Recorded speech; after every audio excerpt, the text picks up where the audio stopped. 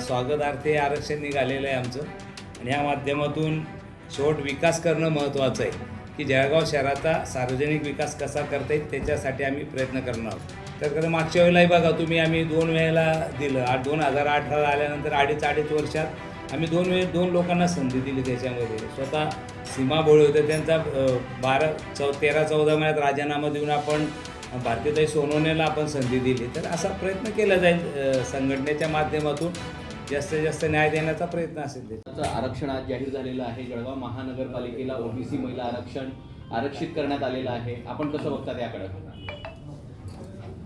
तर मी आरक्षणाचं मनपूर्वक स्वागत करतो आणि जळगाव महापालिकेत ओबीसी महिला आरक्षण निघालेलं आहे आणि आज महायुतीमध्ये पाहिलं असेल त्याने विशेष भारतीय जनता पार्टीमध्ये कोणते आरक्षण निघालं असतं तर आमच्या सर्व आरक्षणाचे कॅन्डिडेट आमच्याकडे होते आणि आतासुद्धा ओबीसी जवळजवळ 8 ते 9 महिला आमच्या ओबीसी निवडून आलेल्या आहेत त्याच्यामुळे नक्कीच स्वागतार्थे आरक्षण निघालेलं आहे आमचं आणि या माध्यमातून शेवट विकास करणं महत्त्वाचं आहे की जळगाव शहराचा सार्वजनिक विकास कसा करता येईल त्याच्यासाठी आम्ही प्रयत्न करणार आहोत. महापौर पदासाठी जे आरक्षण तुम्ही म्हणतायत 7 ते 8 महिला आमच्याकडं आहेत, क्रायटेरिया कसा ठरेल?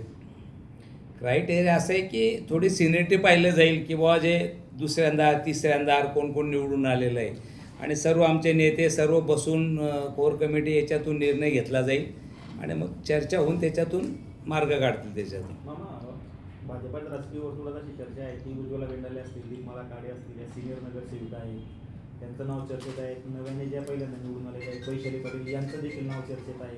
काय सांगाल? असं होत नाही. तेच सांगतो की पहिले सिनियरिटीला बी प्राधान्य दिलं जाईल.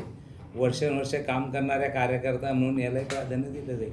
मला असं बोललं जातं की 6 महिन्याचं महापौर पद असेल भाजपकडून प्रत्येकाला संधी दिली जाईल. नाही 6 महिन्याचं नाही पण कमीत कमी 2.5 वर्ष असेल तर 2-3 असं जर काही करण्याचा प्रयत्न असेल तर कारण मागच्या वेळेलाही बघा तुम्ही आम्ही 2 वेळेला दिलं 2018 आल्यानंतर अडीच वर्षात आम्ही 2 लोकांना संधी दिली. त्याच्यामध्ये स्वतः सीमा भोळे होते त्यांचा 13-14 महिन्यात राजीनामा देऊन आपण भारतीताई सोनवणेला आपण संधी दिली. तर असा प्रयत्न केला जाईल संघटनेच्या माध्यमातून जास्तीत जास्त न्याय देण्याचा प्रयत्न असेल. त्याच्यात मामा जातीय समीकरण कसं साधण्याचा प्रयत्न आहे त्याच्यामध्ये?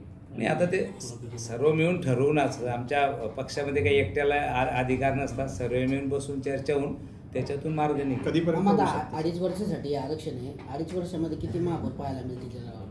तसं नाही मी असं सांगू शकत नाही एकटा. मी कार्यकर्ता आहे. सर्व मिळून बसून ठरवतील काय करायचं.